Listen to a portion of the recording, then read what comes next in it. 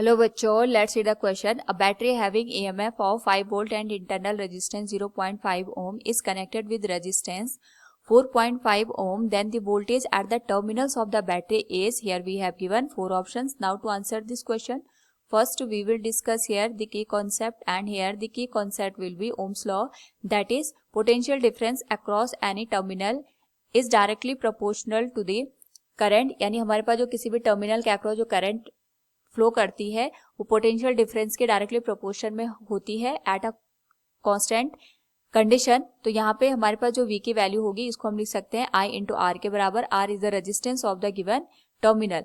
Now according to the question हमारे पास एक बैटरी दे रखी है जिसका EMF यहाँ पे 5 वोल्ट के बराबर है. इसका जो इंटरनल रेजिस्टेंस है 0.5 ओम के बराबर दे रखा है और हमने इसको यहाँ पे 4.5 ओम के रेजिस्टेंस के अक्रॉस अप्लाई किया है. तो हमें ये बताना है कि यहाँ पे जो टर्मिनल है, अगर हम इसको नाम दे दें A और B, इसके अक्रॉस कितना पोटेंशियल होगा. तो चाहे हम यहाँ पे 4.5 ओम के रेजिस्टेंस के अक्रॉस पोटेंशियल डिफरेंस निकाल दें तो भी हमारे पास यहाँ पे जो बैटरी है इसके टर्मिनल के अक्रॉस हम यहाँ पे पोटेंशियल डिफरेंस की वैल्यू या वोल्टेज की वैल्यू कैलकुलेट कर सकते हैं. तो इसके लिए सबसे पहले हमें करंट की वैल्यू चाहिए होगी. That will be given as total EMF divided by total resistance. तो इसका जो EMF है हमारे पास यहाँ पे 5 वोल्ट के बराबर है. टोटल जो रेजिस्टेंस आएगा that will be given as 4.5 plus 0.5 के बराबर.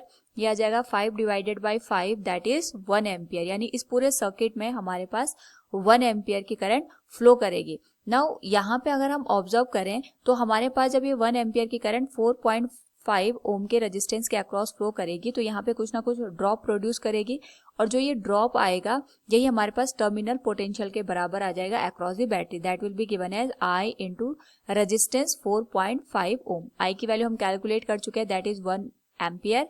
It will be multiplied with 4.5. So ये आ जाएगा हमारे पास 4.5 वोल्ट के बराबर. So from the given question the voltage at the terminals of the battery is 4.5 volt. Option A is the right answer. Hope all you understood it. Thank you and best of luck.